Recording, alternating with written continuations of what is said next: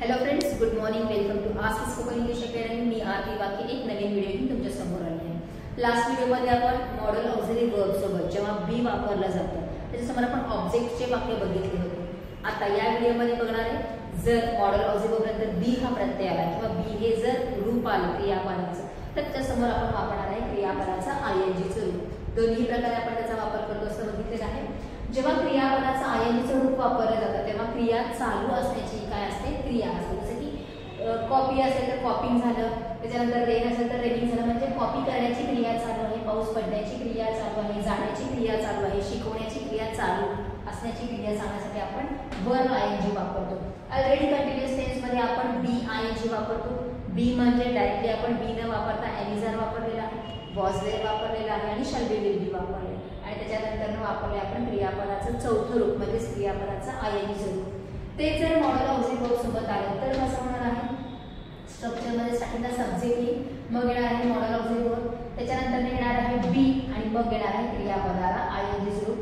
Again sentence completion साठी आपण object complement हे घेणार आहे.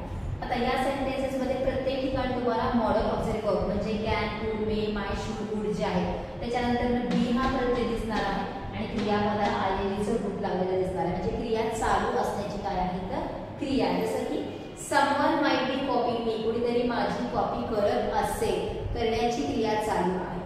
इट वुड बी रेनिंग, पाऊस पडत असेल. We should be going home now, आता आम्ही घरी जात असू. He may be trying to save money. Sheela can be learning English by ASK Academy app. The boxer may be gaining weight for next race. Shambhu ought to be following traffic rules in USA. Many people must be using Jio SIM card. आणि Jayesh could be sending a lot of messages as usual. आता ह्याच्यामध्ये might, would, could, may, can, may, ought to, must आणि would हे काय आहे, helping verbs आहेत. त्याच्यासमोर आपण बी वापरलेला आहे प्रत्येक, might be, would be, should be, may be, can be, may be, ought to be, must be आणि would be झालेला आहे.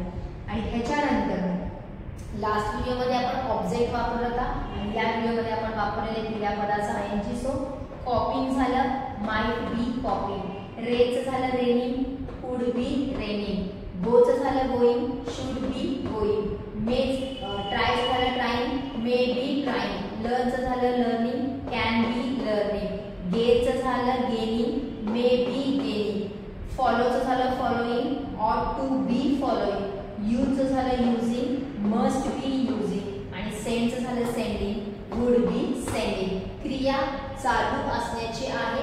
कॉपी करत असेल, पाऊस पडत असेल, जात असेल, ट्राय करत असेल, शिकत असेल, गेन करत असेल म्हणजे वाढवत असेल, पुढच्या रेससाठी बॉक्सर वजन वाढवत असेल, फॉलो करत असेल, जिओचं सिम कार्ड वापरत असेल आणि भरपूर सारे मेसेजेस पाठवत असेल, या अर्थाने काय आहे त्यांचा वापर होतो.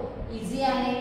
क्रियापद ॲज अ बी म्हणून घेतलेला आहे म्हणजेच प्रत्यय म्हणून घेतलेला आहे आणि परत क्रियापदाला आयएनजीचा फॉर्म यूज केलेला आहे आणि अशा प्रकारे सेंटेन्सेस आहे. आता ह्याच्यामध्ये निगेटिव्ह जर करायचे झाले तर आपण मॉडेल ऑक्झिलरी वर्बच्या नंतर नॉट यूज करणार आहे, बीच्या नंतर नाही. जसं की would not be sending, must not be using, ought not to be following, may not be gaining, cannot be learning, may not be trying, should not be going, could not be gaining and might not be copying.